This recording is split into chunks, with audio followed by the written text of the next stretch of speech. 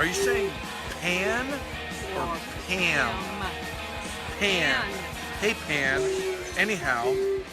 Good morning. This is Mike Gabler. I'm 49 years old. I'm originally from Texas, but now I live up here in the beautiful state of Idaho. I'm an aneurysm and transcatheter heart valve specialist, and among other things. But more importantly, I'm a Survivor fan. I've been watching you guys for 20 years. Fantastic show. Thank you for all you do and putting together such a quality show. And I think I'm ready to win it. That's right. Not just to play it, but to win it. You know, being a survivor out here, like the big bears that live out here, you got to be smart. You got to be opportunistic, and you got to kind of get along with the other folks on this property, because there's a lot of critters out here, but they all seem to get along for the most part, except when maybe a cougar takes down a deer. But that's all part of the cycle of life, right? You know, I mentioned I'm from Texas. Now I live in Idaho, but I'm all American. I'm half Arab, half German, and I think my Gen X, 49 years old, brings interesting perspective to the show at this important time in American history when we're going through so much as a country. I just think, you know, your show is a neat microcosm of the United States, and I think I can play an important role, not just as an entertainer on the show, but somebody that has perspective and has maybe a little bit of wisdom, and can talk with folks and bond and connect with people on the show the way I want to see it done in this country. Life is short and life is now. It's an adventure, and I'll basically hike it, try it, eat it, do it. At the end of the day, I'll survive it. And I've got a lot of battle scars to prove it. I may not be pretty, but I'm a pretty hardcore competitor. I want to win this, but there's a lot of gameplay and gotcha moments and breathtaking moments on that couch watching. And I think it's time to get off the couch and get into this show and show you guys what I can do and have a lot of fun with it. So thanks again for your time, and look forward to meeting you all one day. Bye-bye. What's up, everyone? Welcome to Relatively Uncharted. I'm Ryan. And I'm Nick. And we're cousins, and we're here just talking about anything and everything. Each week, we'll bring on a different guest, find out who they are and what they love to do. And while we're getting ready for our next guest, make sure to hit those like and subscribe buttons below. Here we go. Welcome back to another episode of Relatively Uncharted. The last guest, I said it was a special guest. This is also another special guest, big Survivor fan. We had Sammy Leotti. He came on and he was like, this is the best episode until Gabler comes on, because he's going to have the best episode of Relatively Uncharted ever. And so without further ado, welcome on AlliGabler. Oh, thanks, man. I see you got your gator hat on. I appreciate that. Yes, sir. That's pretty cool. And Sammy's an amazing person. That is an amazing kid. You know, I can't believe how much poise he has for such a young man. He's such a remarkable person. In fact, me and Sammy are talking about throwing our hat in the ring for the Amazing Race. Oh, shoot. So you never know, because he's a fun. great friend. He's a dear friend, and we complement each other in our abilities. You know, I used to live in Australia, so I can drive on the wrong side of the road. I can drive a stick with the wrong side. Sammy can do anything because he's just that guy. And so we're also pretty funny together, so it could be good TV. That's what I'm thinking. Gabler, Heck yeah. you said y'all compliment each teaser right other. there. You said y'all compliment each other pretty well. That first immunity challenge where y'all had the puzzle or the maze at the end with the ball, y'all didn't compliment each other very well on that one, did y'all? We were a disaster. It was a complete disaster. You know, it's really wild though, Ryan and Nick. I mean, you know, you literally meet people, you don't know them. You come out of the jungle, and those obstacle courses that Jeff and the Survivor production team put together are massive. They would fit on a football field, a regulation football field, and they are high, they are low, they are wide. And then you look at it, Jeff walks you through it once, and then you have 3 minutes as a team of strangers to figure out who does what, when, and how. And, you know, you don't even know. You're barely knowing everybody's name at this point. Right. So it was hard to do that. And we made a couple of Baca, that was my tribe, made a couple mistakes on that, several, ending with me and Sammy at the end. We were both trying to do, we had a table that was balancing, and we were both trying to go for the kill shot opposite of each other. We just knocked each other out multiple times. In fact, what the TV doesn't show is we were out there for over an hour doing that. It was those things, and that table was heavy. The sun was beating down. We were sunburned, muddy, thirsty, tired, and we didn't quit, but we thank God we were kind of put out of our misery, because we were going to be there a while, I think. But that is what it is. It's Survivor. You just never know. Yeah. Yes. That's funny. That they kind of you talked about it as like you come out on boats on this island, you meet them for the first time, and then it's kind of like backyard pickup sports or even middle school, like the people that feel like they're the best at this game, they'll start picking their friends and all that, but you're kind of stuck with this 6 little tribe. Yeah. And you got to figure out, and there's also a little strategy too. Like sometimes, like you see, they'll say like, oh, I'm really good at this, but I didn't want them to know that I was like throwing myself out there because I didn't want to put a target on my back. So everyone's kind of playing a little bit of a game here internally, and then you got to strategize that and like, oh, Gabler looks like he's got some wiriness to him, so he's going to do some sort of like physical, forearm challenge or something like that. And then this person's little, they want to, throw them on the obstacle course for crawling under stuff. You're right, Nick, and that's what we did. So we looked in the beginning. So that particular challenge, you had to dig under a bunch of sand under a huge log, and we were thinking, do I do it? Because I'm kind of a big guy, and I've got pretty good sized arms and things, and I can move a lot of earth. And we thought, you know what? Let's put Janine on it, because she's the smallest. So then she could dig the smallest hole, and maybe that would be our advantage. It turned out, and the other 2 tribes picked big people to dig. That looked like the best strategy because they were way ahead of us. But it is kind of, you learn things that as the game goes on. And Sammy and I were together for about 20 days, about 3 weeks, and 24/7. So from the beginning, I know Sammy like a brother right now. We know each other quite well. We ate together, we slept together, we strategized together, we competed together, and that was really fun. Survivor was a hell of a lot of fun. It was a really great experience just to meet all the cool. I had an amazing group of castaways on season 43. Amazing people. All of us are friends to this day, and I'm really proud of that, and I'm really proud of all of them. And I'm so grateful for the opportunity and to have been able to play a part on my favorite show, because I do love Survivor. And that's what I think is so cool about Survivor is anyone can play it. It's very flat. Everyone's a fan, and once in a while a fan gets to play, which is unique because I'll never be the quarterback of the Dallas Cowboys. Right. Neither will you guys. But any of us could be on Survivor and potentially win the game, which is really exciting. And I played when I was 52 years young. And the oldest player to ever play was 72. That was Rudy. Rest in peace. But that may be something that, I'd actually like to come back at 73 or 75 years old and play it again. And hopefully, God willing, I'll be in decent shape. And, we'll see what happens. Yeah, you look like you live a wild lifestyle that'll keep you young enough for that. So, but go ahead, Ryan. Sorry, I jumped in on you earlier too. No, you're good. I just want that kind of led into my next, my first, I guess, questions. Like, what led you to applying for Survivor in the first place, other than being a fan? Like, what made you want to play the game? So, I'm somebody that I'll state my intention publicly when I want to do something, because I'm a doer in this life. And I always said I was going to apply for Survivor before I turned 50. So I was about 49 and 10 months. And my wife was like, it's getting late. And I'm like, all right, well, I'll do it. I'll make my audition video this weekend. I made my audition video just for fun, for friends and family, because, the chances of them calling you back, pretty slim. I sent it in.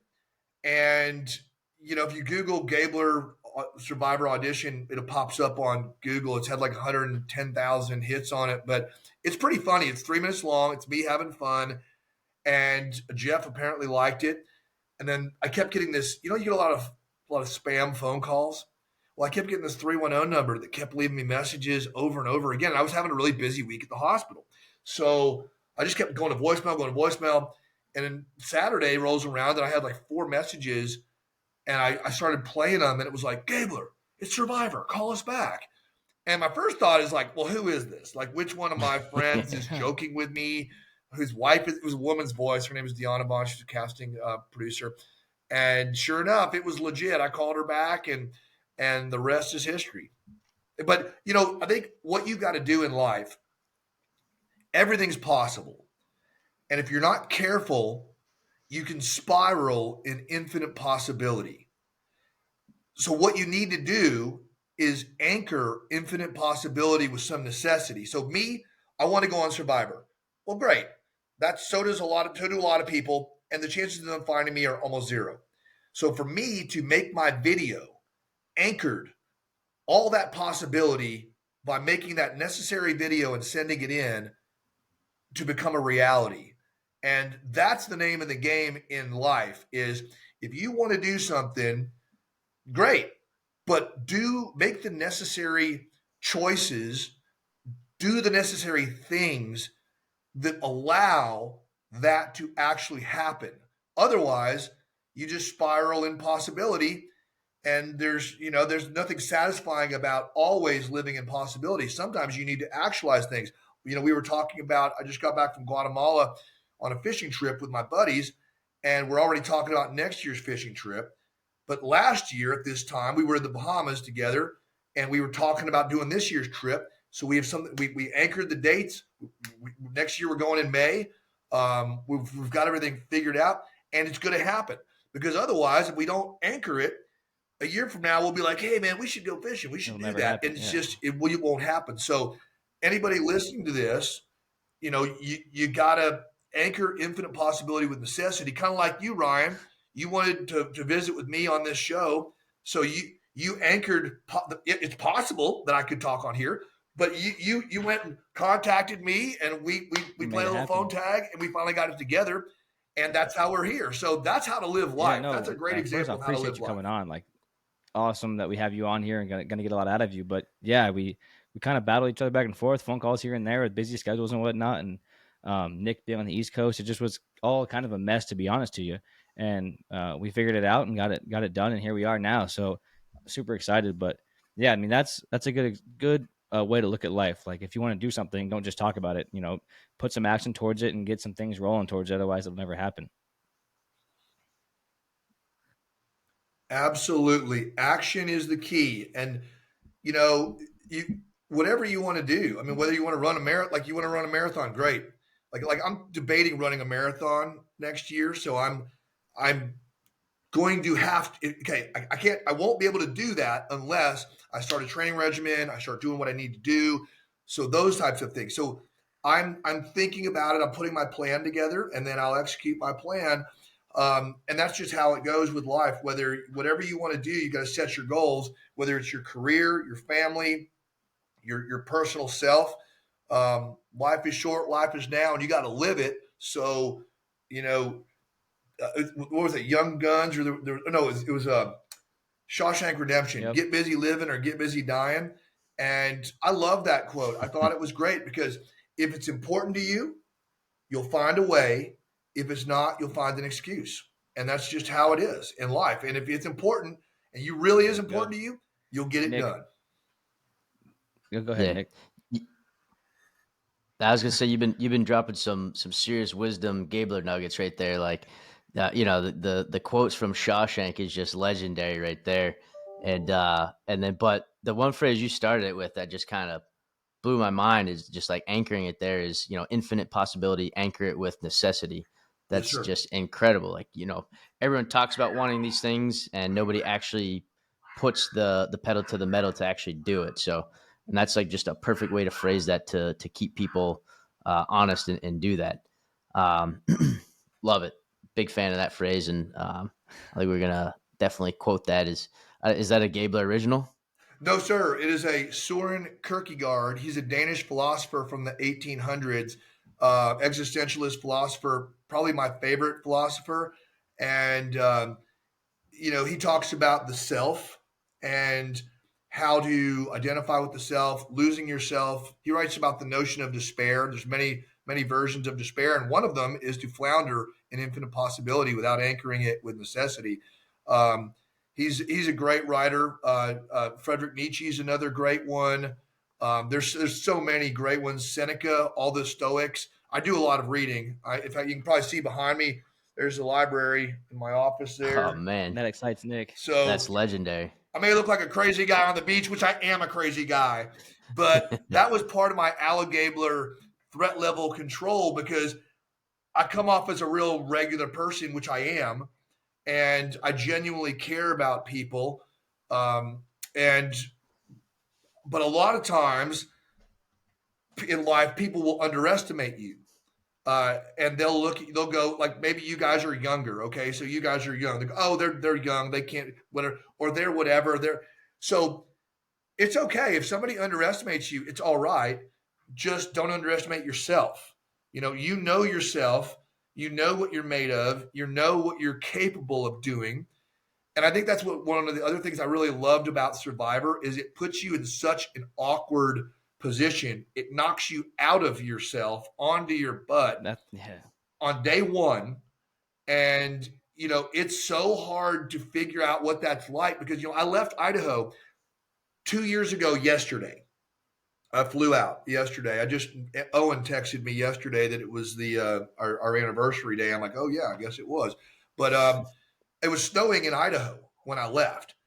And we flew to LA, then we flew to Fiji. It's right on the equator, and it's 100 degrees with 90% humidity, and you're like, oh my god, okay, that itself was, and there's bugs everywhere. The pregame before the game even starts, they kind of sequester you for a week, and in this camp in the Ponderosa, which the Ponderosa is nice, right? Well, you go there after the game's over. When you get there, when the game starts, you end up at Ponderosa, and you're like, oh, this looks pretty nice. You're not allowed to talk to each other because the game hasn't started yet. And they've got hall monitors everywhere, just like D-Hall, making sure you don't talk. We got our backpacks on. We're sweating like crazy. And we kind of walk through the resort. And we're like, oh, this is pretty nice. There's a pool. It's going to be great. And then we go up this trail into the jungle and the switchbacks all the way to the top of this like bald mountain where there's 20 orange tents lined up, like 2-man tents. And I was tent number 6, MG, and Sammy was SL, but nobody knew each other at the time. And there's like clouds of mosquitoes flying around. It's baking in the sun. You unzip your tent, trying not to get any bugs in where you got to put your clothes in there. And of course, a couple mosquitoes get in there. And there's nothing like even one mosquito in your tent because at night you're sleeping and you hear this. It's like constantly bite you 500 times at night. And you just have to kind of get used to it. And then one day, about 7 days in, they take your watch, they take your phone. So I don't know exactly how many days, but I think it was about 6-7 days in. They ring the bell like 3 a.m. You go down the switchback to the chow line, but wardrobe hands you a bag with your clothes. And you're like, oh, dude, we're going today. Ryan, we're going. And it was so wild. So then you got to get to see a glimpse of everybody's real personality because then you're like Mariah was wearing her rainbow outfit. Sammy's all cool. It just was really interesting. And then we all get on these boats. We lined up. So we sat down, and then they put everybody in row behind us. I didn't even look back. I was the front row, and they kept putting people behind me. Sammy, Owen, Ellie, Mariah, and Janine. I didn't know them or know who was behind me yet. And then they called boat 1. We were boat 2, and then there's boat 3. It was Vessi, us, and then Coco got on the boats, and we went out for about 4 hours driving around the ocean. We're below deck. They had the windows taped up. We all were wearing masks because it's still COVID nonsense stuff. And, there's a hall monitor making sure we don't talk to each other. But I was looking around. We were below the deck. And Sammy has these tree trunk legs, okay? And I'm like, that's a good guy. He's going to be a challenge beast for us. And he was. He carried a Baca on a lot of those challenges. And then Owen looked good. Ellie, I knew was going to be smart and sharp. Janine just looked like she was smart and a good person I could trust. And Mariah looked like so much fun. And that was the hardest part when we lost our first challenge because, with a small tribe, it's not like you had somebody on there that you didn't. You're like, oh, I mean, it was so painful to lose that challenge. But that was the only one we ever lost because it stung real bad when we had to vote Mariah out, and we did not go back to tribal council again. So that was a good thing. We made our adjustments, we learned, and we moved forward. Yeah, I had There you two go. questions that I really wanted to get out of you because we're getting a lot out of you, and there's also your career. But Nick, if there's more that you want to know about, obviously we can get into those too. But the two that I really wanted to hear about from you, Gabler, was day.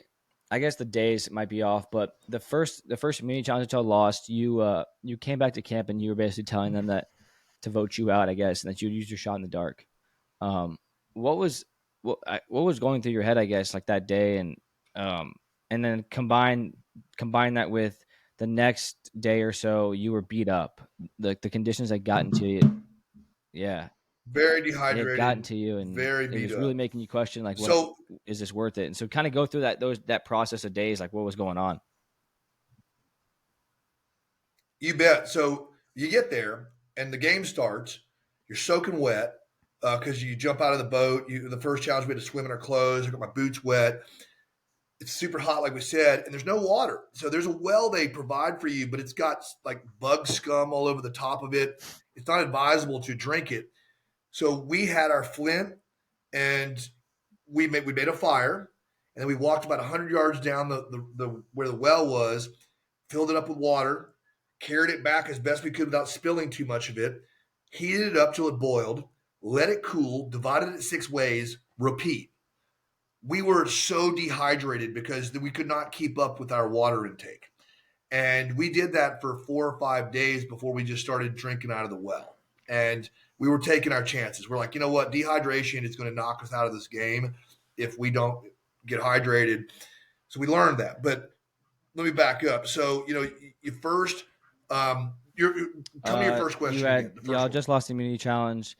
You came back and you're the shot in the dark. Oh, yes. Okay. So you come in there. I did have this in my There it pocket. is. That's a shot in the dark, right? There's mine. I left the island with it. It's there, but that's what it looks like. It's right here on my desk. So I got a shot in the dark, and I also went on a journey, and I had an immunity idol in my pocket. So when I came back, I work in the operating room where accountability is paramount to everything we do. Every person's responsible, and me and Sammy were a part of that loss at the end, and we cost our tribe a member. And I work in a very high accountability arena at home, so I didn't want to hide behind my idol to the team, and I said, if you guys want to take a shot at me, I'll roll my shot in the dark.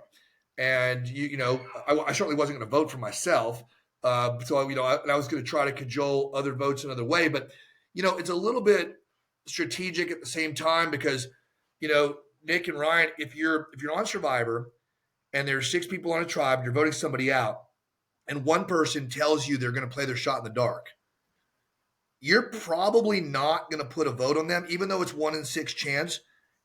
It's like, it could backfire. So I thought by me saying openly that I was going to play my shot in the dark, it showed trust with the tribe. It took accountability, and I was in part in that loss. But it also, I didn't think that they were seriously looking at me because I was a variable in that. They could have, but I would have played my shot in the dark. And had the shot in the dark not worked, I did have an idol I could have played. So it was a calculated maneuver that I thought kept me in trust with the team, because trust is the currency of every relationship, especially on Survivor.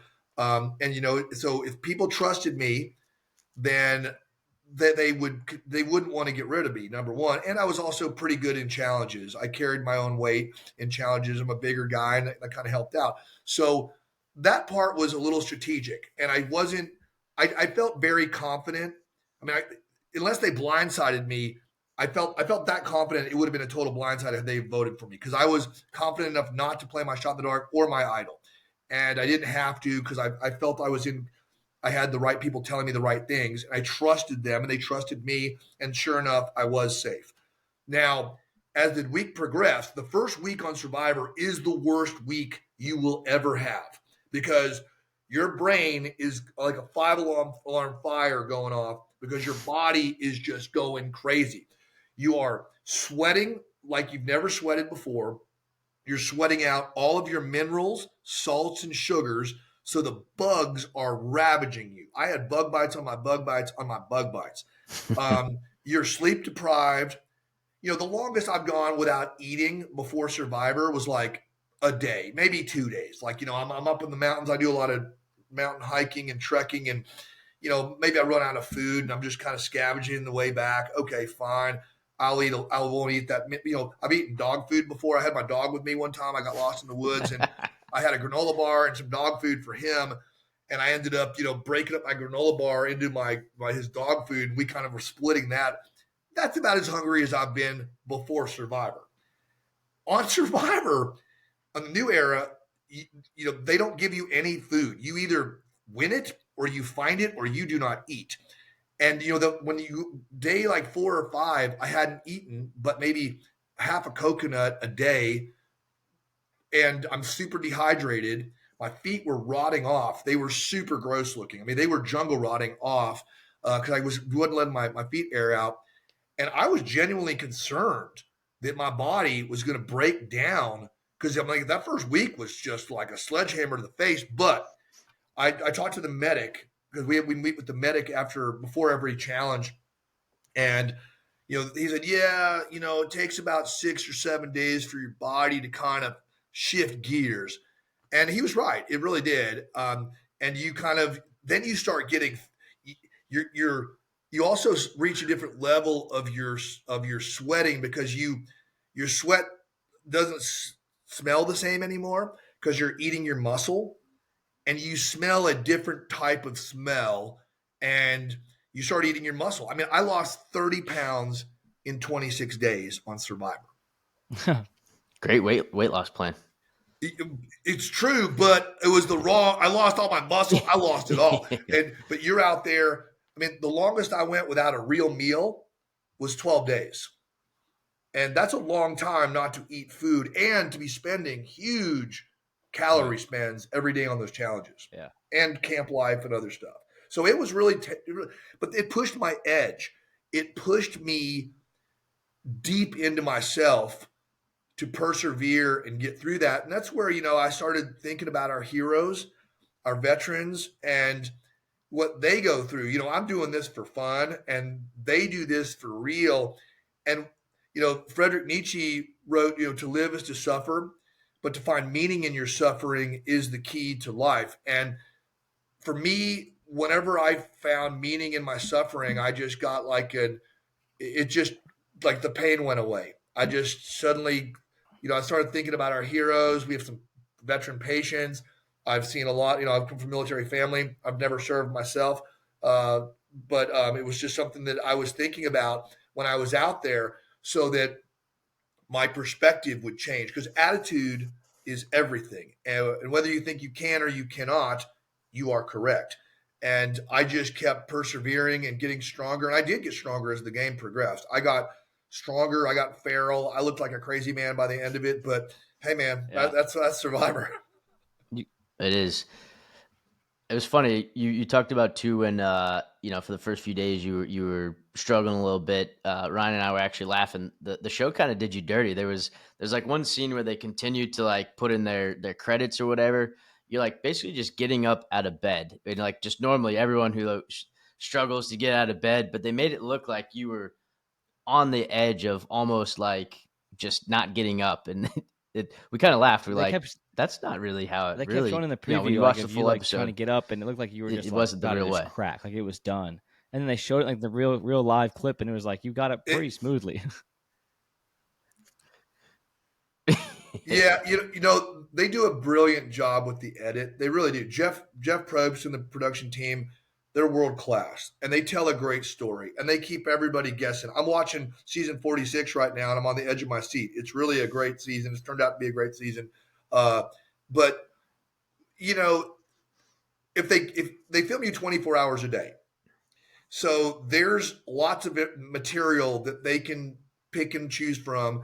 And when you first wake up, I mean, what they showed wasn't fake. It was totally real. I did feel that beat up. I mean, you sleep on a bamboo, it was very uncomfortable. Your arms asleep. You can, you got bug. It's just so uncomfortable.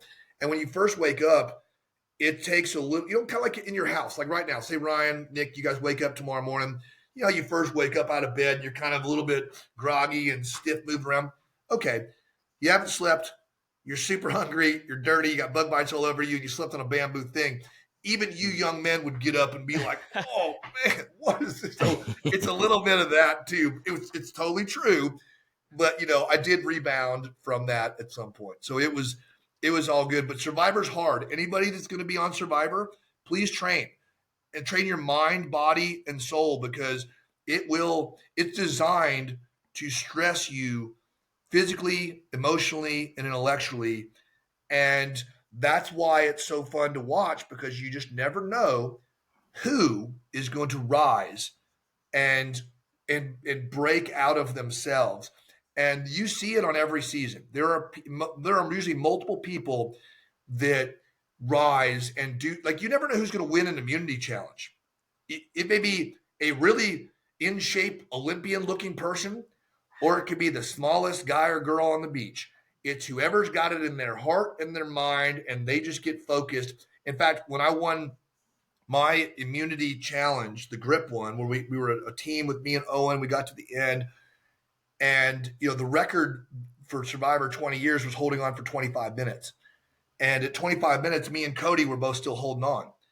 And I started doing a minute for everybody. I did a minute for my wife, a minute for my dog. I did a minute for, I started for Idaho, for Alaska. I started, thinking about things bigger than myself. And, I just started getting stronger. And 45 minutes later, me and Cody both broke the all-time record, almost doubled it, before he barely slipped loose. And I was able to win that immunity challenge, which was really exciting. As a Survivor fan, it was a total bucket list thing.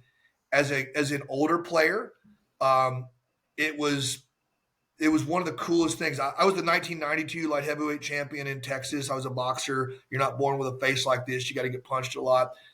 And winning that immunity thing was one of the coolest wins in my life. It was really, really exciting. That was my second question. That's what you kind of answered already, but in a lot of the strength challenges, you seem to have just sheer, arm strength, upper body strength. And in that challenge specifically, you really were a rock. You were holding on like for dear life. And that bucket really wasn't moving, at least from the TV's view. It probably moved a little bit here and there, but you really, to your point, you doubled the record, and you were able to withhold this. That's a tough thing to do, right? What was it? 25% of your body weight you're holding up with your palms down. Yeah, 50 pounds. Top of your forearms burning, like whatever it is. I mean, that's just insane skill. Like, what you kind of answered it with the minute for people, and that was kind of my question, was like, what was the idea behind that?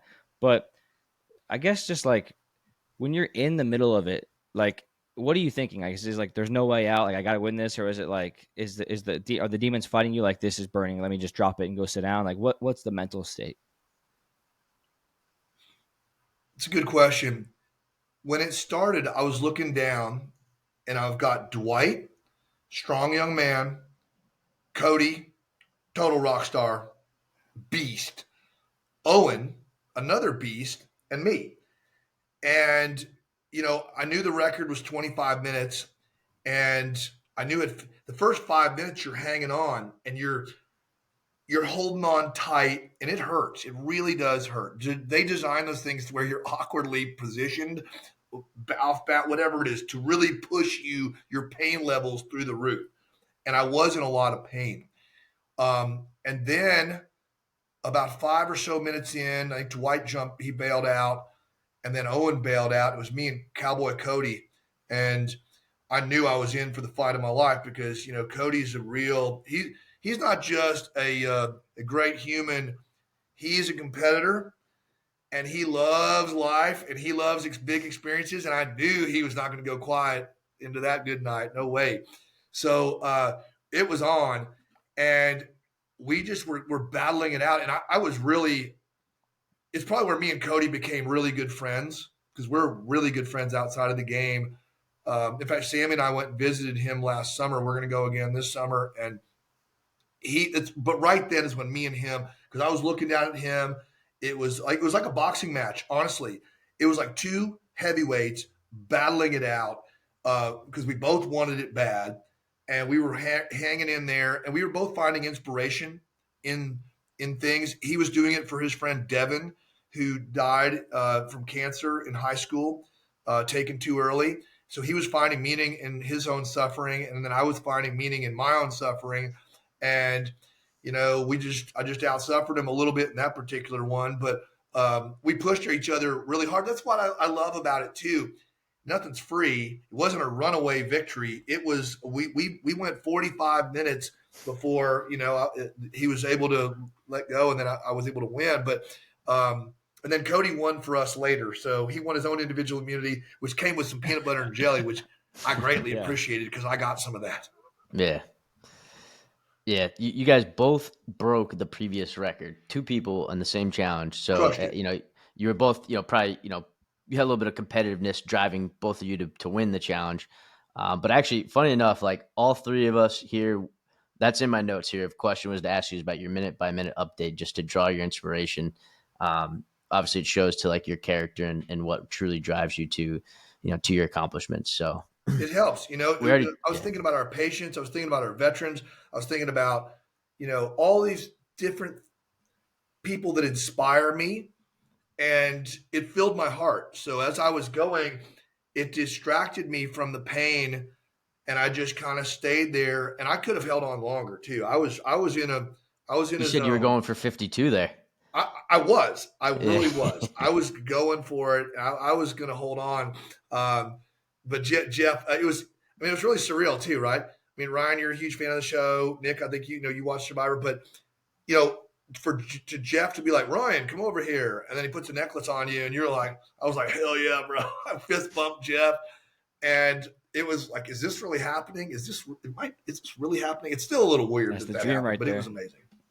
Good job on that. That's Ryan. Did you have another question, or No? Yeah, because I have those one are my that's two big ones. burning You right got it. here. Yeah, Okay.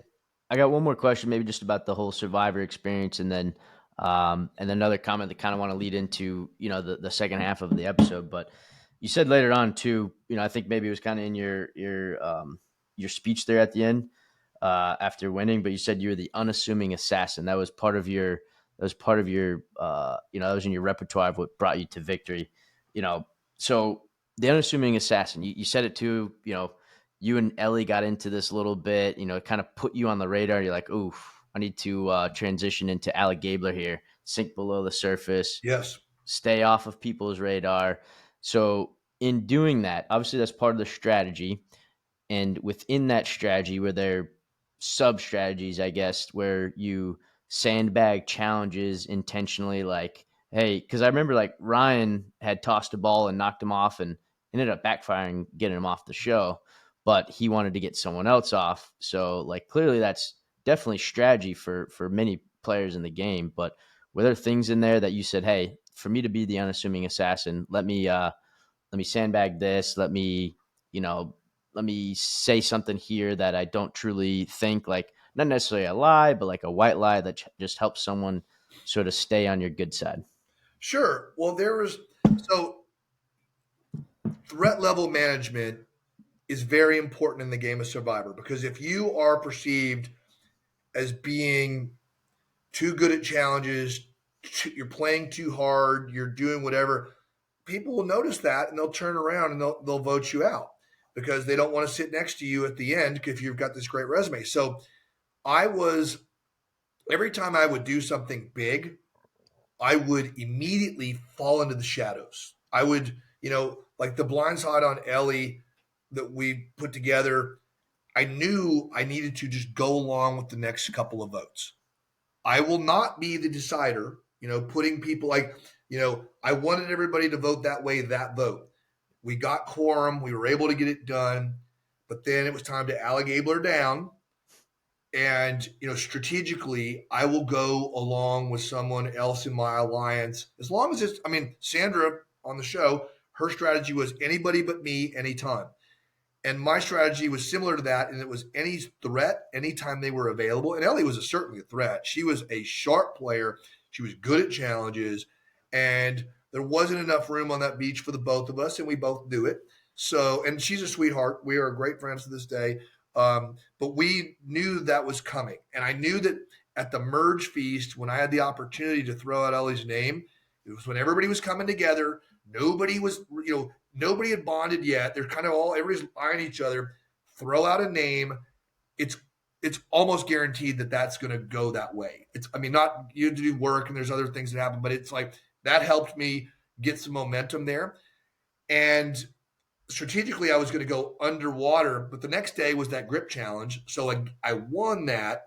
So and I knew after that I had to really go down. I had to really, because if I won, I never sandbagged a challenge. I'll say that. I've never sandbagged a challenge because I don't like that as a fan.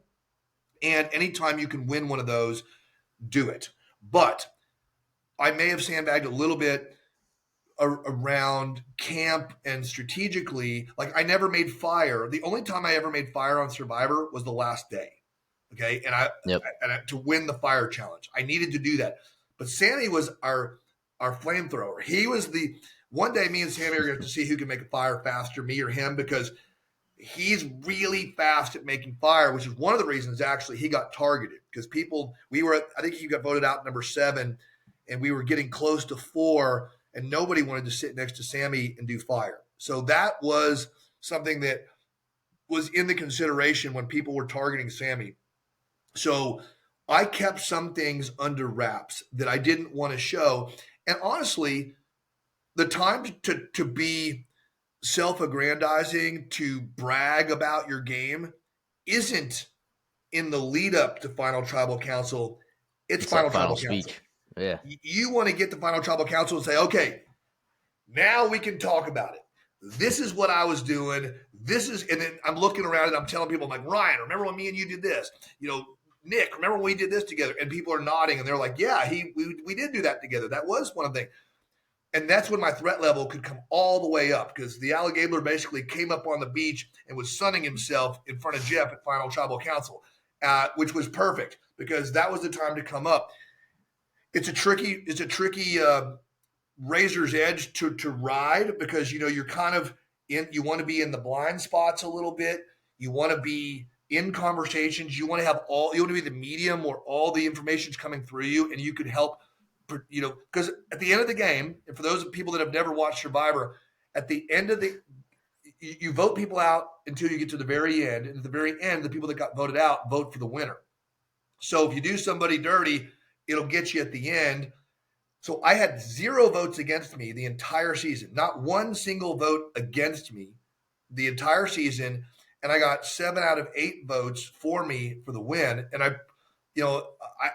thought I was going to get all 8. I honestly did. James and I were close, but he did great. Voted for Cassidy, but that would have been a perfect game, and that's only happened a couple times in Survivor history, and I was 1 vote away from that. So there was a lot of AlliGablering going on, which I thought was great, and it worked. It was a great strategy, and it's something that if I was to play again, I would do the same thing again because I think I also my game was a relationship game. I love people. Every person is an opportunity, and I got to know every single person out there personally very well. And I was a trustworthy person. I never backstabbed anybody out there, and it worked for me. It worked for me, and it's easier said than done. I don't know if it can be done twice, but who knows? We'll see. But it was really a cool experiment to put myself and my abilities out there against all these other amazing people and Nick, persevere. before you transition, Nick, and I got one more thing.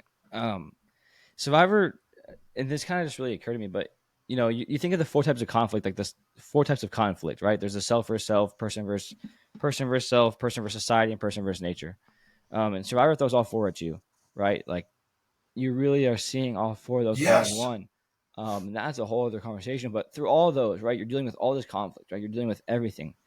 You probably to this day remain like the most positive and upbringing around your tribe mates of anybody I've ever seen play the game.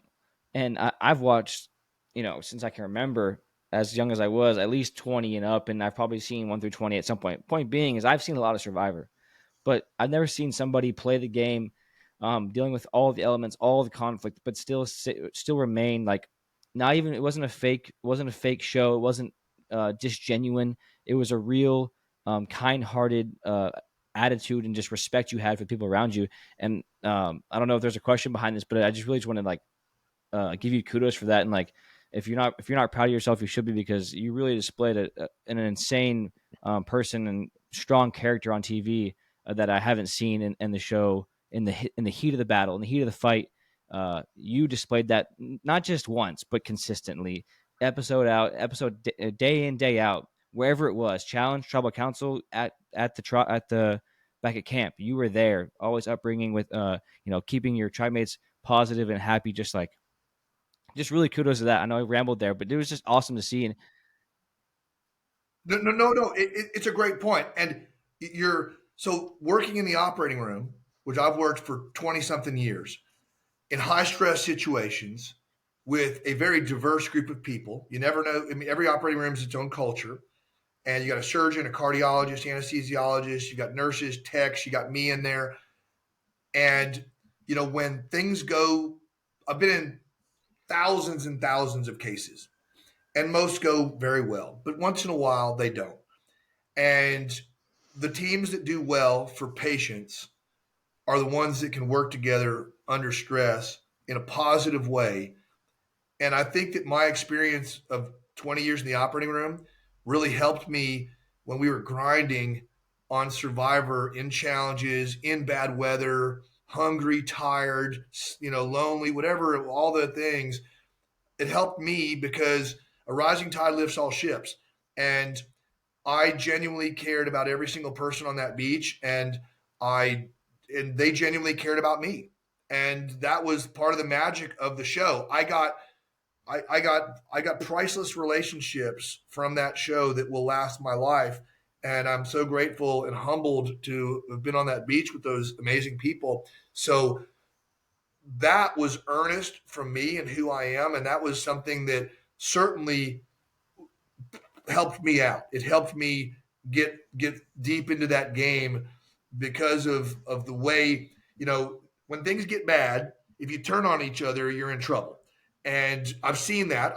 I've seen that in the operating room, and it doesn't work well. And those, the operating room teams are almost like SEAL teams, right? Where it's a high stress team. You're handpicked to be on these teams. We do high tech transcatheter valve replacement, and that's what I do. I'm a specialist at that, and we get the right people on those teams so that when things do go poorly, everybody is very polite. Everybody is very positive. Everybody, all ideas are welcome. You can be the, me.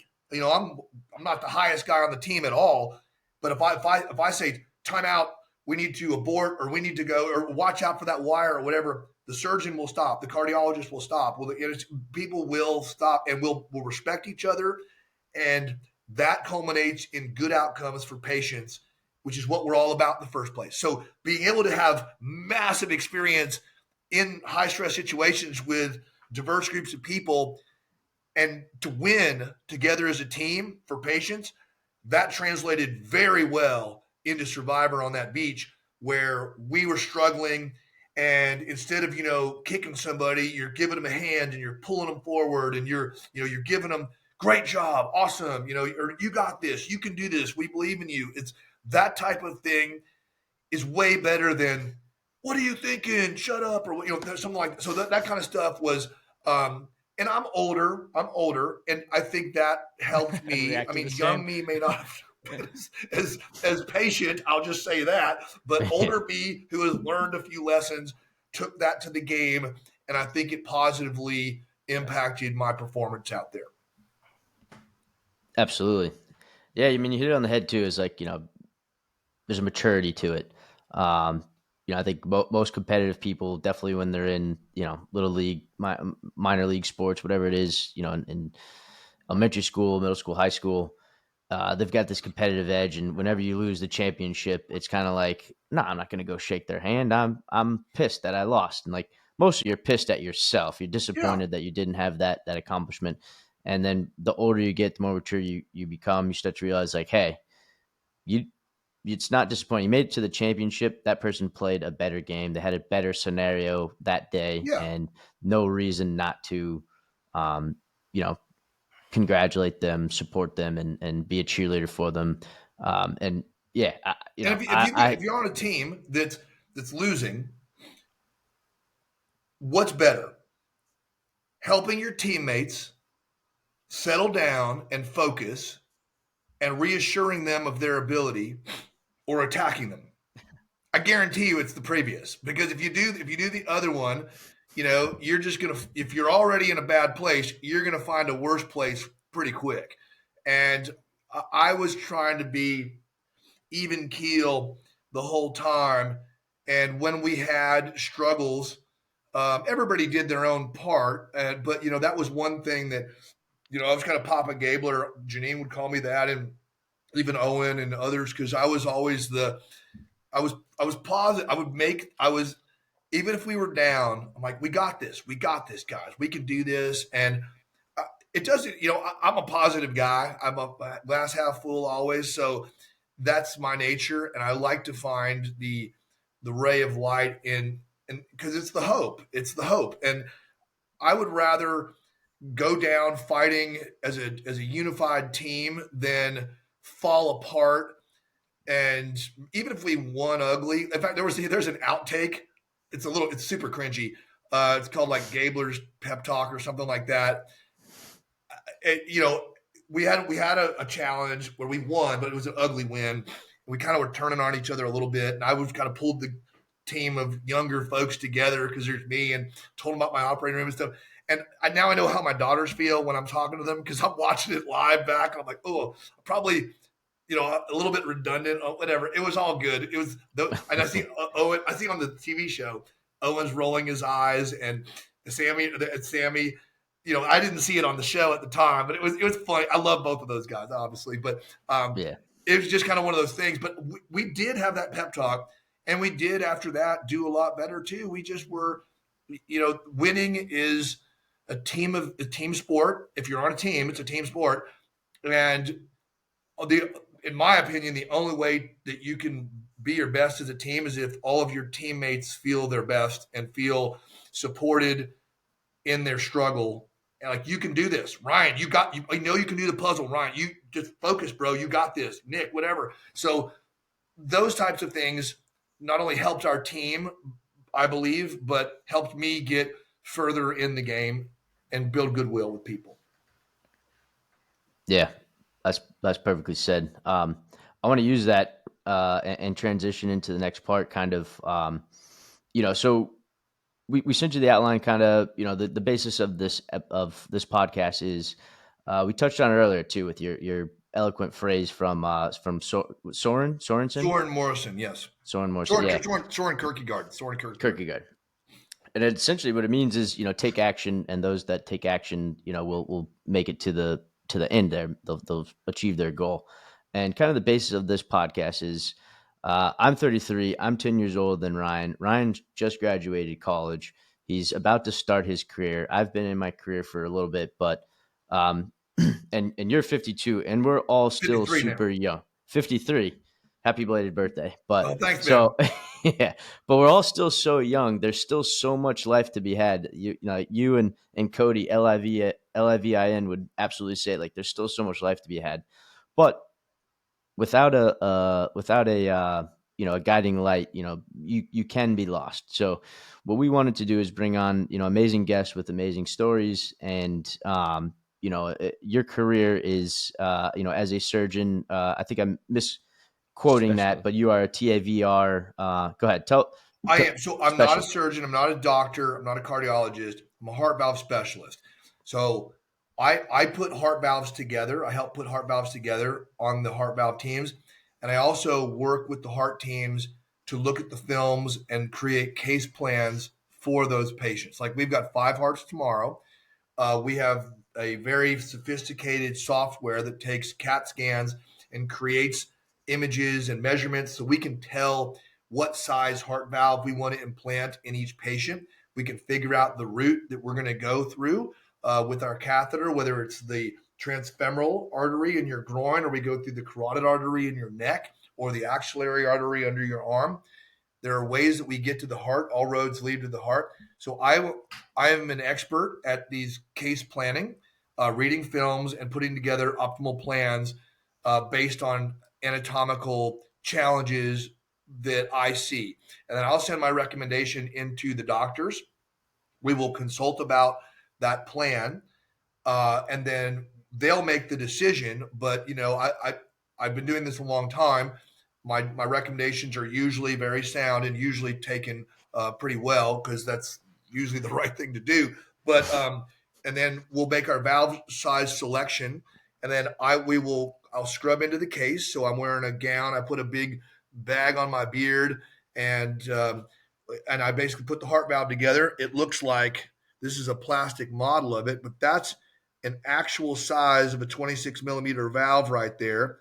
And it sits in the aortic annulus like this, and then the ventricle pumps blood below it, shooting blood through that into the aorta on the top, and your coronary arteries are right above it. So we will size valves, and then the way we do it, TAVR, which is Transcatheter Aortic Valve Replacement, is a phenomenal technology. And what we do is we take this heart valve that's really big, that's pretty big, it's this big. You've got 4 valves in your heart, by the way: mitral, tricuspid, pulmonic, and aortic. This valve, we usually work in the aortic, sometimes mitral. Every once in a while, we'll do a different valve, but usually it's aortic valves. We've got 5 tomorrow. They're all aortic. And we'll take this valve, and then I will crimp this valve by hand down to where it's tinier than the tip of this pencil right here. And then that will go on a catheter. The procedure starts where they will ultrasound your groin. They'll find your femoral artery. They'll put a little bit of numbing medicine around that area. They will poke a needle into your femoral artery. They'll put a wire through that needle. They'll take the needle out. That wire will hold space through your skin into your artery. We will then put a series of catheters getting bigger in there. We'll snake the catheter all the way up your aorta, through your descending thoracic aorta, across your stenotic aortic valve. Then, while the heart's beating like this, what they'll do is they will rapid pace the heart to where the heart goes about 180, 200 beats a minute. So it just fibrillates for about 10 seconds with no output. During that period, we will inflate the balloon that the heart valve is mounted on, crushing the diseased valve to the wall. We'll take the balloon down. The new valve starts working immediately. We pull everything out, 2 stitches in the groin. Patient goes home the next day. And they're awake during the procedure, kind of. I mean, they're awake enough to where we can talk to them like, Ryan, hold your breath. Or Nick, this is where we mentioned your heart's going to flutter. You're going to feel this for about 10 seconds. Just hold still, Nick, hold still. And then we'll do it. So this is amazing, because the old way to do it, which is still done to this day, and it's a great technology where you have to go, you do general anesthesia, they'll do a sternotomy, spread the ribs, put the patient on bypass, cut out the old valve, sew in the new valve, sew the chest back together. But it's way more invasive, right? It takes 6 weeks to recover from that versus a day. And it's been an amazing technology, because we'll do 5 hearts tomorrow and we'll be done by 5. I mean, the procedure takes about 30 minutes and you have a new heart valve. It's freaking amazing. And I'll tell you a funny story. During Survivor, the fall when that was airing, I'm just to the right of the doctors over here putting my valve table together, and the patient's head is kind of over there, and I'm talking to them during the procedure, and they're like, what do you think, Gabler, blah, blah, or I think this. We're talking back and forth, and the patient looks over, and they go, are you Gabler? No. And I'm like, Yes, ma'am. We'll get a picture when we're done, but for now, just hold really still. So she was a huge Survivor That's fan. great. It was Imagine laying on hilarious. It was the just crazy. surgery bed and you just look over and Gabler just right there. Exactly right. She was like, "Oh my gosh, That's this is awesome. great." I'm like, "Hold That's still, awesome. just hold still, hold still." Yeah.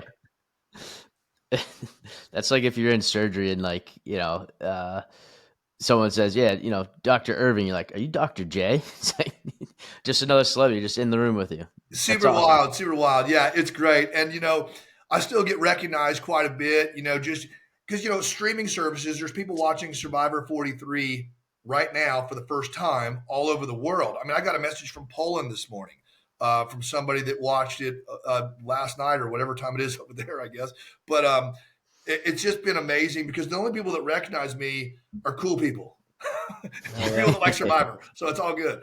And I'm kind of a weird looking guy, anyways. Big nose, beard, and I've got a bunch of tattoos, so I'm an unusual looking character. Kind of stand out a little bit. I do stand out a little bit. I'm not a wallflower, that's for sure. I had a question about your career. Yeah. So you said Well, the TAVR, right? That's what your title is right now, or that's the specialist you are right now. Is that correct? That's right. So transcatheter TAVR. aortic valve replacement, or TAVR, is the name of the procedure that I specialize in. I read yes, sir. on your notes. Were you the first trained in that procedure? Is that correct? Am I getting that correctly? So I was one of the first people in the United States trained on TAVR. Yes, and I did my training in St. Paul Hospital in Vancouver, British Columbia, around 2011, 12, sometime around then. I was the first, but I go back. So my career goes way back to 20-something years now. I got into the medical device world. At the time, I was doing when you're low on that food chain, you kind of have a lot of different devices. I had a phone book full of devices that I had: catheters, wires, balloons, embolics, portacaths, ablation devices, needles, everything. I mean, tons of stuff. And then you have to know all of the competitive products and things like that. Well, I was working in Houston at the time, and I had some terrific mentors. Dr. Alan Lumsden, he's chief of vascular surgery at Methodist Hospital in Houston. I had Zvonimir Krazier, world-renowned interventional structural cardiologist. Dr. Richard Smalling, Biswajit Kaur. I mean, legends. These are legendary people in the cardiovascular world space. And I just happened to be there. And I was a hard worker. I was reliable. I was somebody that they could count on to help their patients. And they took me under their wing. And there was a new procedure starting at the time called endovascular aneurysm repair, EVAR.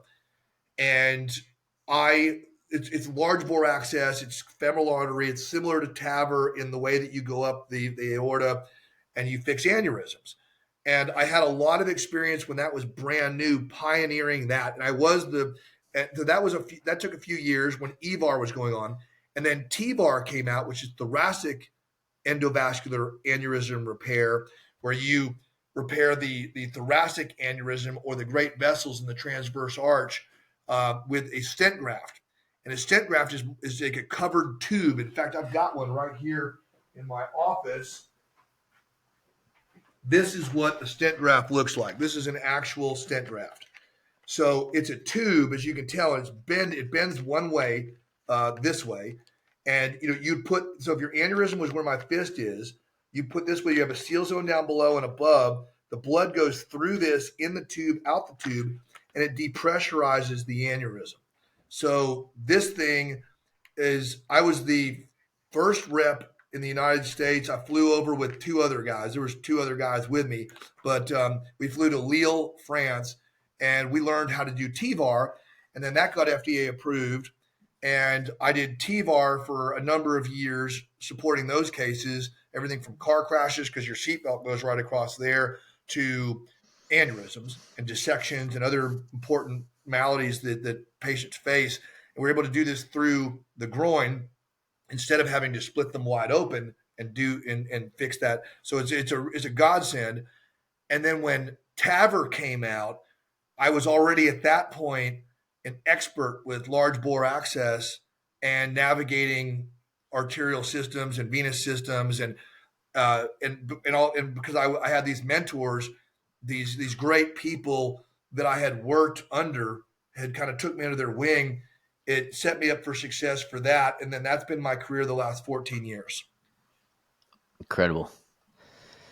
That's amazing. So I want to back it up a little bit. So we already talked about your character. You truly, genuinely care about the people that are around you. So obviously the medical space must have been driven to that. You wanted to help people. You wanted to make a difference in other people's lives.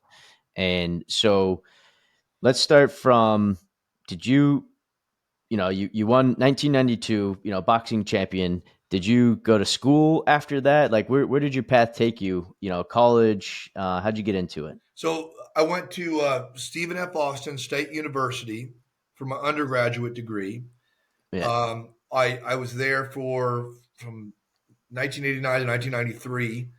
Then I worked for a number of years in Texas. I had a couple sales jobs doing different things, and then I married an amazing woman, and she got her PhD, and we moved to Australia, and we lived on the Gold Coast, Australia, and she was teaching at a university called Bond University.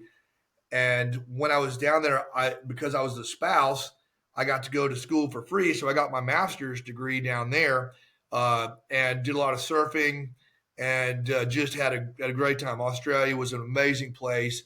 And we were there for about 3 years. And then we moved back to the United States. And that's when I got involved. I was living in Houston, and there's 3 big careers in Houston. You're wearing a NASA sweatshirt right now. So you got the space industry, you got the medical industry, and you got oil and gas. And my dad was in oil and gas, but it would never called to me. And I do love helping people. I love serving my community. I'm humbled and honored to play a role on these heart teams with these amazing clinicians, these nurses, these techs, these doctors, and it was something it was like when a key goes in a door and unlocks it. It just was like, that's what I want to do. Now, it was a hard job. I have my nickname on I have a 25-hour cell. Basically, you call me, we'll talk. If it's about a patient, we'll get it done. And my whole career, people in the medical field, medical device field, some people strive just to sell widgets. Some people try to make money. Some people try to do all that stuff. It's been real simple. This is how I've had a very successful career with this. Patients, practice, program. If it works for the patient, it'll work for the practice. It'll work for the program. It'll work for Gabler. And I've always done it in that order. If you go out of order, you will fail, because if you're trying to do something to make money for Gabler or help the practice or help the program, but you forget about the patient, you lose. Everyone loses. It's like building a house, without a cornerstone. You must have your bearings down and do what's right for every single patient, just like they're your family. And if you do that, and I do, I absolutely. I spend a lot of my life reading films, planning cases, and supporting these cases every day. And it's such a great honor to do it. I just am blessed to be a part of that and to take care of the people in my community. It's what I do. I mean, firefighters, police officers, all through COVID, I never missed a day of work. Throughout COVID. Never missed a day. I had a special letter that allowed me to travel during COVID for emergencies. I covered cases in Alaska. I covered cases in Oregon, in Reno, wherever it was. If somebody needed me, I was on a plane there. And, COVID's turned out to be a really bad flu. Great. But at the time, nobody knew how serious that was. And, putting myself out there at risk was something that I was more than willing to do, because if you got COVID and you had valvular disease, you were going to die. So we had to take care of these patients that needed help. And, I was going to put, being a first responder and being the stuff that did that, it was something that I felt really good about. It filled my heart. It made me feel good. And we did help a lot of people during that. We help people every day. That's what life's about. A life of service is a life well done. Whatever you're doing, we all have these magic gifts that we've been given.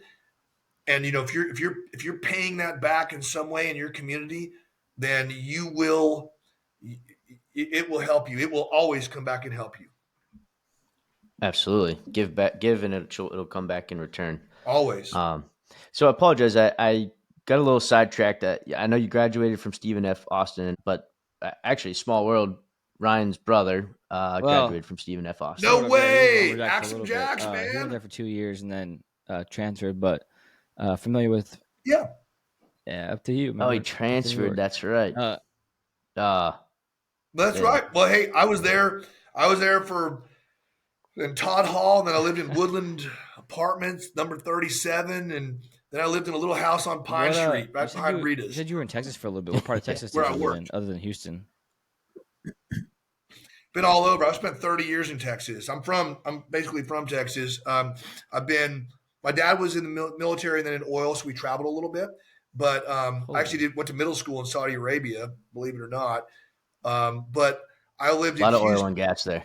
A lot of oil and gas here, you betcha. I did. I lived in Dallas. I lived in Houston, mostly Houston, Nacogdoches. I've lived all over Texas, though. Texas is a special place. I've got the Alamo tattooed on my chest, so I'm serious about Texas. And it's a great place. It's Texas. There's something about it. If you've never been there, I would suggest going in the spring, fall, or winter, because summers are really, really, really, really hot.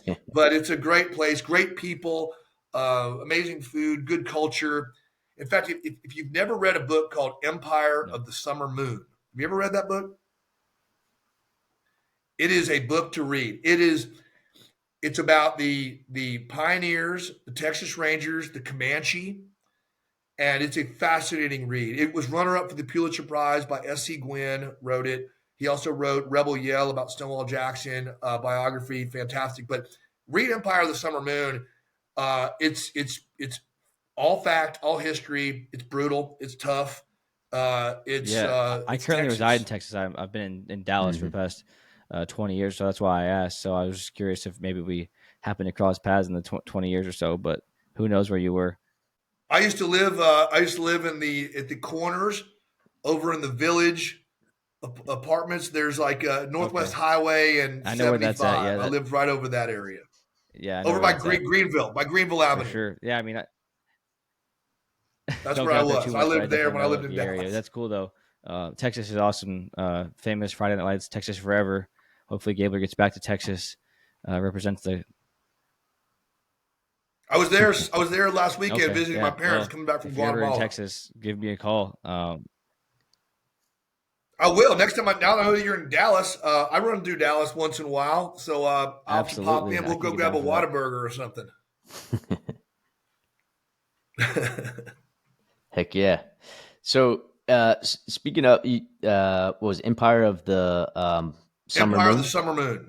Yeah. So speaking of oil and gas, I did read. I got caught on Killers of the Flower Moon. That's what is that, Missouri or Oklahoma? I think it's Oklahoma, right? I think it's Oklahoma. Yeah, but before the Scorsese film came out, I had to read that. So, but you had me think of that when you brought up Empire of the Summer Moon. But dude, I love it that you are a reader, because I myself am an avid reader. So I'm gonna message you for some book recommendations, and we're gonna throw that up in our show notes as well for people to we'll do a Gabler book club or something. But you know what? I'll give you a list of 10 books that I think are essential reading, and if anybody wants to read them, read them. Knowledge is power, man. 1,000%. It's one of those things, and that was kind of cool too on the beach, because nobody knows really what. Because I thought about, like, am I going to tell people what I do when I go out? You never know how they react. You know how it is on Survivor. Do you say what you close do? to the chest? Yeah, But I also thought, because I was going to initially tell people when I got to the island, that I was a fancy plumber. It's not a lie. Okay, it's not a lie. It's kind of true. I do. I mean, leaky makes valves. Biological plumbing. Yeah. I mean, that's what I do. So I am a fancy plumber, and I look like that would be, if you look at me, I'm wearing a Harley shirt right now. I mean, I'm kind of like, okay, you could probably be a plumber. But then I was like, what if somebody out there is a plumber? Then I'm going to be blown up immediately. Or, I'm hungry, I'm tired, and eventually I drop something about the operating room, and they're going to be like, what? And I just said, you know what? I'm a heart valve specialist. That's what I do. That's who I am. I'm going to keep it honest. And I just told them what I did and all that stuff. So I thought about it, but I also know that on Survivor, when you're hungry, tired, and something slips out, it would be a credibility knock, which would hurt trust, which would hurt the relationships. And I decided not to do that. And I think that it worked for me because I'm glad I told everybody honestly what I did. Yeah. I mean, obviously from episode 1, that was what you were all about. And we call you Gabler, fans call you Gabler, they call you Gabler on the show. Was Gabler a thing before you stepped on the show, or was it kind of, did you get the Gabler? I know, like, obviously your name was there, but did people call you by that prior to the show, or did the show give you that? Okay. Everybody's called me Gabler. Right. I mean, everybody, because, my name's Mike. And I love the name Mike, but there's a lot of Mikes out there. If you yell Mike in a grocery store, 10 people turn around. So the only person that calls me that is my mother, Michael. So she's like, Michael, if I'm in, that's when I get Michael. But otherwise, it's Gabler. I mean, everybody calls me Gabler. G or Gabler is what people call me. So, and that's great because, it's a kind of like Madonna. I only have one name. It's good. Yeah. You share in Madonna. And then and McLovin. Put all 3 of our pictures up there. You're like, which one of these is not like the other? That's right. Yeah. That's hilarious. So obviously being respectful of your time, we're coming up on the 90-minute mark. We do a little, our final segment is something that we ask every guest. But before that, if we can squeeze out a little bit more about your career for someone who, hears this and they're like, I love Gabler, I love Survivor, I've always wanted to be a heart valve specialist, or at least help others in the medical space. What's something that you would share for someone to, other than the classic, go to school, get a degree, and get a job? Like, that's not always the route that works out for 90% of everyone, right? So share something with us that you would recommend for the listeners out there, for the audience, thinks they want to be a heart valve specialist. You bet, Nick.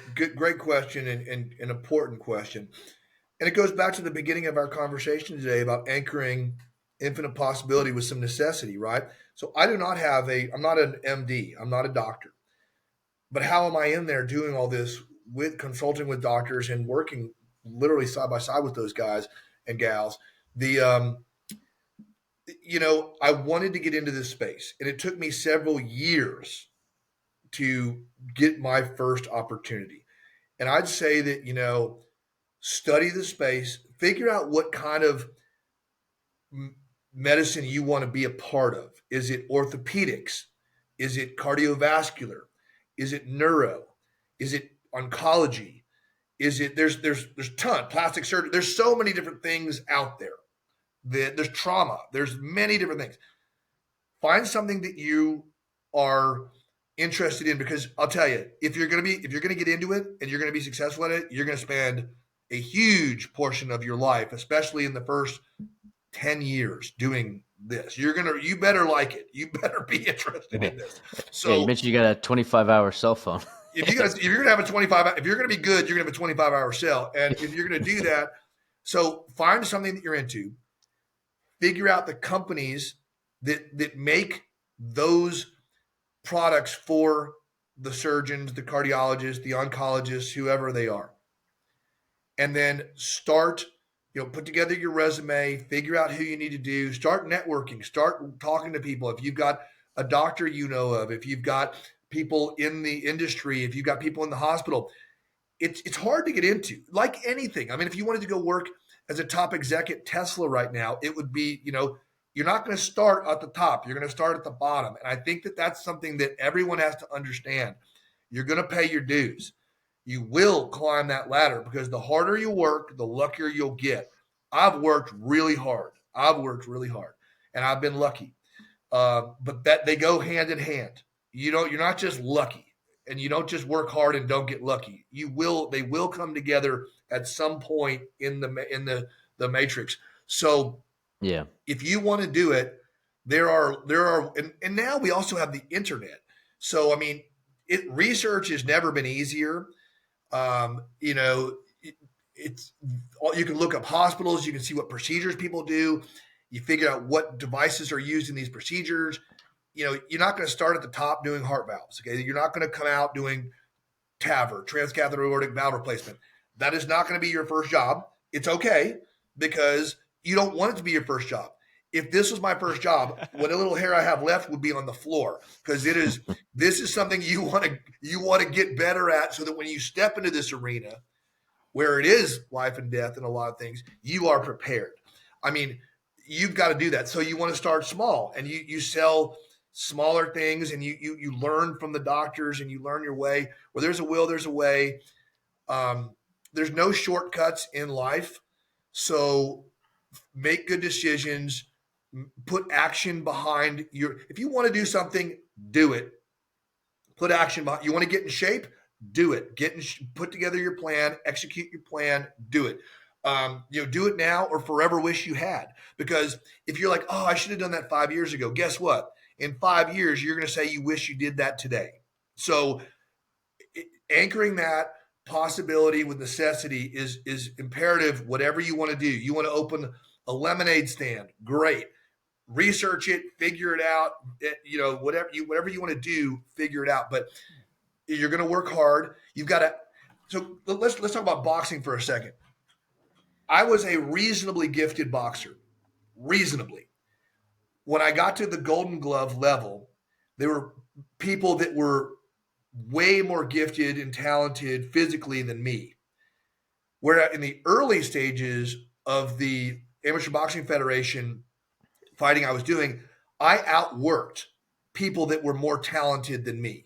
When I got to the higher stage, there were people that worked just as hard as me, but they were more talented. And I realized then it was like, okay, I need to do a career switch, because I'm not as fast or strong as some of these other guys were. But I worked really hard to get there. And every day I woke up and I trained. And my successes in the ring, I mean, I didn't date in college for a couple of years. I didn't go to I was in a fraternity, but I didn't go to the keg parties and stuff, or I would go there, but I wouldn't drink, because I was so focused on winning a championship in boxing. And it took everything, and I did it. And, whatever you want to do in this life, get busy living or get busy dying. Life is short. Life is now. Live it. That's my motto. That's my whole motto.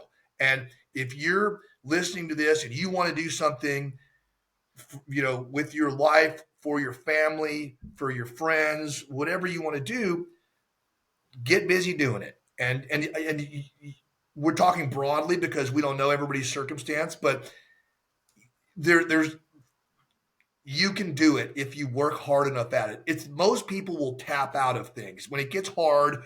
People sometimes it's easier to say you can do hard things than to do hard things, but we all can do hard things, and we all should do hard things.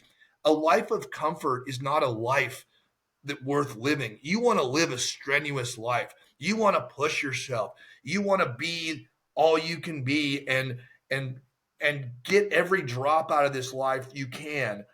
And that's what I do, and it's working pretty well for me. So I that's all I can say to that. Some great stuff right there. Amazing. I don't know if people that have watched that are watching, if we didn't know or hasn't watched Survivor, Gabler was the season 43 champ. I hate to spoil it, but point being is you're the ultimate champ, right? You did it at a young age, and you did it again, 52 years young, and you just keep winning, and it just goes back to your character, your drive, your undeniable work. All of these comes together, and it makes you who you are. So that's really special. Well, I appreciate that, Ryan. And also, when I did win the $1 million for Survivor, we donated the entire prize, the entire $1 million, to veterans in need to combat traumatic brain injury, PTS, and to curb the epidemic of suicide in this country. Because as a nation, we need to do a better job bringing our veterans all the way back home.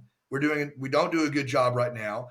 And, I had an opportunity to play on this game that I love and and make all these new friends, and to be able to take that $1 million and pay it forward to a patient population that's near and dear to me. And while I never had the honor of serving, it's my honor to serve those who serve us, and put my money where my mouth is, because I mean, I have I got a house payment, I got a car payment, I got kids in college. It's like, yeah, I could use money, but I'm doing well. I've built a good career for myself, but to be able to pay that forward was one of the highest, most satisfying honors of my life. I get emotional thinking about it, because I've received letters back from some of these organizations that we've donated to. What that money's doing for our heroes and their families is extraordinary. And I'm just so blessed and grateful to CBS and to Jeff Probst and Survivor for giving me this opportunity to do that. And, we'll see. So that's just, I don't just talk the talk, but I walk the walk. Let's put it that way. It's incredible. We love to, when we saw that, we were brought to tears as well. We were feeling emotional. And so obviously I want to highlight the fact that you did that, but I want to kind of read off your resume a little bit too, that we kind of already talked about. But, you are the first person in Survivor history, the winner, to donate the $1 million selflessly to a charitable organization, multiple charitable organizations, it sounds like, but obviously for a much greater cause than us, than anything, than the person, which is so selfless, so incredible. And not to take away the shine from the amazing thing that it is, but, to add to your resume, Gabler, you were the first one to do it. It's amazing. Not only that, as Ryan already stated, Survivor season 43 champion, unassuming assassin. You broke the record, set the record for the bucket challenge. That's a recurring event. You also hold the record for fastest fire in the fire challenge. I have the second fastest fire on season 44. Heidi. No way. That's right. She beat the me. season after. So I broke the record that held for 20 years. Yeah. I was the fastest fire in 6 months? 20 years, and then she beat me A a year later. Yeah, you set the But bar. we're the two fastest. I'm That's the fastest incredible. male to ever do it. She's the fastest all-time human to do it. So it's all good. But she did beat me. I have the second fastest fire in Survivor history. If I ever go on again, I'll be ready. You'll be ready. The shortest lived record of that.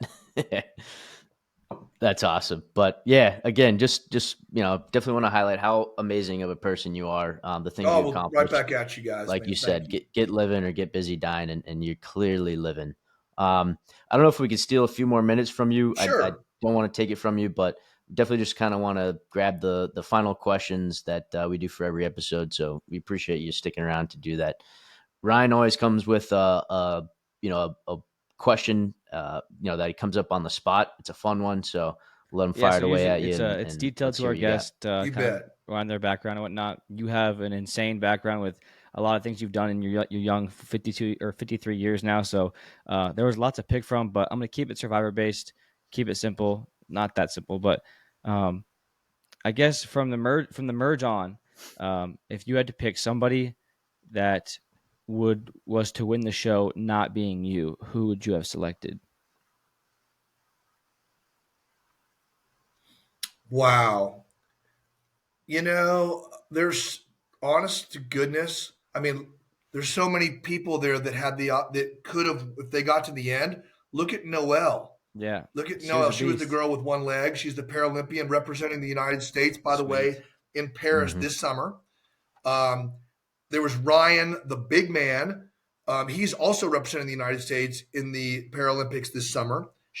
Because of Noelle, she got him involved in that. He was born with very, very Cerebral mild. palsy? What was it? Cerebral palsy. Palsy, very mild Yeah. cerebral palsy. But at the time when he was a boy, he couldn't walk, and his mama made sure that he could walk. and the Dude's guy's a a beast, titan. yeah. He looks like Arnold Schwarzenegger. You should see him now. He's been training with the U.S. team, and he's running the 100 meters. So proud of Ryan. A tremendous person. Carla was a shark and a sweetheart at the same time. Jesse is one of the most incredible humans around, and he was a contender. Cowboy Cody, who couldn't vote for Cody? I mean, Sammy, Yep. dude, you go down honestly, and that's my opinion from being James. There's every single person Right. I thought had a way to win and had a story to win if they could tell the story, and there were just such amazing people on that show. And so for me, I could say any one of them could have been in a real winner at the end. Owen, I love Owen. Owen's one of my favorite people on the planet.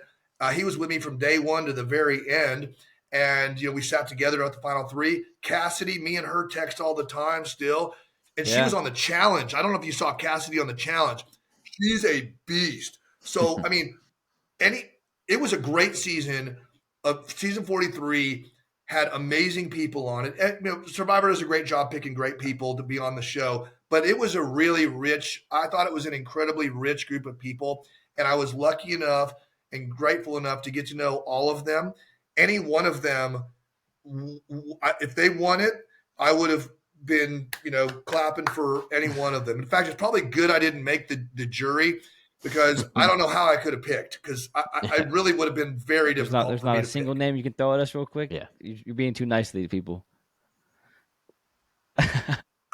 I just told you. I told you why every one of them could have been one. I mean, you pick any one of them. You pick anybody, and I'll tell you how they could have won, because they were all that good, really. And, Survivor's one of those things, especially when it's almost like downhill skiing. Once you get to the merge, and there's just more and more trees appearing, and you're turning, and oh, Jesse got whacked by that big oak. Oh my gosh, Noel got hit with that pine tree. A bear ran out and ate James, and I just somehow was able to navigate that downhill, and it keeps getting steeper, and I got to the end and was able to stick the landing. So I'll take it. That's my answer. Yeah. Yeah. You left out Janine Gabler. Janine, the queen, Janine. Janine's fantastic. She's a very, very honorable, sweet, funny, great person. She was every single person that was on that beach. And I know her. I've gotten to know her very well outside the game. Her family is incredible. Her dad immigrated he was a beet farmer, sweet potato farmer in China, and they fled communist China, came over here. Now he's a professor at Harvard. I believe it's Harvard. And just an amazing family. And her brother, Janine's a sweetheart. She's living in New York these days with Dwight. No, they don't live together, but she's in New York. I may see her this May. I may go to the Bryce and Wendell event if I can figure out my call schedule and get off work. May fly up to New York for that finale for season 46. We'll see. Buddy, if you're in New York, you got to let me know as well. I'll come see you. Okay, will do. I'm a train right We'll away. stay in touch. I got your email and I got Ryan's phone number, so we'll figure it out. Yes, sir. Appreciate that. So let's do a quick fire round. This may be tough considering you give serious thought to your questions, but let's hear, what is your favorite book, your favorite movie, and your favorite song? My favorite song is "I Want to Be Somebody" by Wasp. I've been listening to that since 1982, and it still is as awesome as it always has been. It's kind of been my life anthem. It's been pretty good. I love that. My favorite book, I read a lot, so it depends, I would say. But, what are you feeling right now? I've got 4 books on right over here on the desk next to me that I've kind of been working on. But, Empire of the Summer Moon is a great one. If you haven't read it, just roll with that. Another one is Fire at the Gates, The Spartan Battle of Thermopylae by Stephen Pressfield. He's an anthropologist. You will feel like you are there. You will feel like you are surrounded and you are there, and it is an epic, epic story. there's so many great books out there, as we were talking about earlier. I have a lot of them, and it just depends. Crime and Punishment, Dostoevsky, Brothers Karamazov. There's so many. I read a lot of books, so it just depends. Like I said, back there's a whole bunch of them. I like a lot of philosophy stuff. So I don't know. That's a longer answer. Sorry. I'll try to keep it tighter. Too much knowledge. No, you're good. And movie, I've seen, it just depends whether I want a comedy or an adventure. I just saw Dune, the second Dune. And I saw the first one. I'll put them both together, and I'll say that's one of the best movies I've seen in a long time is the first and second Dune together. It was well done, very different than anything I was expecting. I've read the book, and I think that they finally have the technology available to make that into a movie, and I think that they did it. So that's the Dune 1 and 2. I would think those are terrific movies for anybody looking to they're long. So don't have a drink. Just have popcorn, because you will have to get up and pee in the middle of it, or you'll watch it at home and pause it. Yeah. Love that. I'm a big sci-fi fan. I love Frank Herbert. I read the original canon Dune books, and this was Alex Villanueva or something. That was the director. He did a fantastic job. Did you see it? I didn't see Dune 2 yet. It's gonna blow your mind streamer. Because the Harkonians, they have they're on that planet. It's so crazy, man. They bring it. It's crazy. It's good. You, Nick, will love it. It's worth go do that on Friday night or something. It's I'm worth waiting. Absolutely, I'm waiting for it to come out on a streaming service. But yeah, the way they cut it off, part 1 at the end with what's her name? The Fremen. The Fremen girl. But yeah, and then all the action starts in part 2. So it's I've seen it twice. Okay, in the movie theaters, I've seen it twice. So I really liked it. It was really good. Yeah. Right on. So we've stolen a lot of your time, Gabler. Appreciate that. Enjoyed it. The final question that we have for you is, where can people find you on social media? So I'm on Instagram at Gabler Mike. I post regularly on there. Instagram's the best place to see what the AlliGabler is up to. I just got back from Guatemala, caught a marlin, caught some sailfish, tuna, dorado. I was with some crazy guys out there. We had a great time. So Instagram would be the place to find me. I'm also on Twitter, and that's it. Those are the two. But Twitter, I don't post on as much. What are your handles there? It's either Mike Gabler, Gabler Mike. I've got the blue check mark by me on both of them, and it's a picture of me covered in mud with my Survivor necklace on. So you'll know the real, when you get there, you'll see it. Right on. Yeah. Simple Google search will pull your social medias up, but we'll be sure to put it in the show notes so that people can find it very easily. But dude, loved it. Had a blast talking to you and hearing your story. I had a great time talking with you guys. It was so much fun. The time really did shoot by. We had a lot of fun. It was great. It was a really fun visit. I hope your audience enjoys this time, and I appreciate you guys so much. Yeah, and, man, you're a rock star. Thank you very much for having me one on. of a kind. Genuinely, we appreciate you taking your time out of your day to come and do this. We really appreciate you, and just commend you with all your success. Like I said earlier, the ultimate champ. So thank you for everything, Gabler. Thank you, guys. Take good care. Be well, Gabler. Bye, man. So you were in Guatemala for a little bit? We were. So we do an annual fishing trip every year, and it's a great friendship that's blossomed over many years. But I've got a buddy named Robert Arrington who runs a YouTube show called Deer Meat for Dinner, and we've known Robert since he was literally eating deer meat for dinner. He's kind of a backwoods country boy from Florida, a master tracker, fisher person, hunter. And he started posting stuff on YouTube years ago. And he ran into my good friend Brad, who owns Silver Stag knives. They're really cool bone-handled knives. They're amazing. And Robert was like, hey, man, I love those knives. One day maybe I can afford one. And Brad's a real generous guy. So Brad's like, well, just here's 5 of them. Go have some fun, and I'll see you when I see you. Well, Robert now has 3.5 million YouTube subscribers, And Brad's, done great with his knives. So, old guys rule, man. What can I tell you? If you live long enough and you keep working hard, things happen. So our fishing trip has blossomed from, hanging out on a pier, drinking out of a styrofoam cooler, which is what we still do sometimes, to going to Guatemala. And, he's got drones and, we crushed it. We caught 19 sailfish, a striped marlin, 3 tuna, some sharks, and a huge mahi, and it was really fun. Great time. Heck yeah! Is most of that on the video that All that of you it's on the shared? video. It's all there. Oh heck yeah! It's all there. It's all on the I'm Deer gonna Meat for watch that. Dinner episode. It's like greatest fishing trip or something like this. The one he just recently dropped out. I think he put it on April 22nd. It came out on Monday.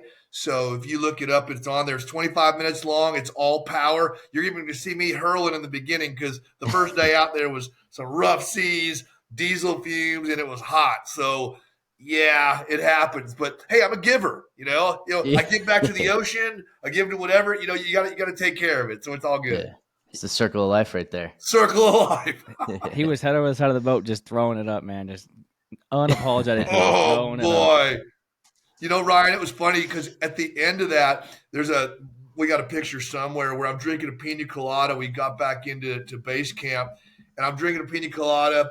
I look really cool. Everything's looking cool. And then you can see there's some chunder still left in my beard. Stuck So, in the beard. from puking. But hey, man, what are friends for but to take those kind of pictures of you? Hell yeah. That's right. Catch your flattering side right there. That's right. Yeah, we sure had a fun time though. It's we're already planning next year's trip. So we do Deer Meat for Dinner, and it's just one of those things. So Robert's just this. He's been a really great friend. He's become a really good friend, and Brad and I are like brothers. And it's just been another guy from Texas named Phillips that was with us. So we just had a lot of fun, as Ryan saw in the video. It was a good time. It looked like. I wish I was there. I know. I'm back at work now. It's been really busy. Came back. We had 3 hearts yesterday. We got 5 hearts tomorrow, so a real full boat tomorrow. And busy week, but I love it, man. I think you get lucky enough to have a career you really appreciate, enjoy, and I love the people I work with. The technology that we have is extremely special, and it's really a cool. It's been a really interesting career path for sure.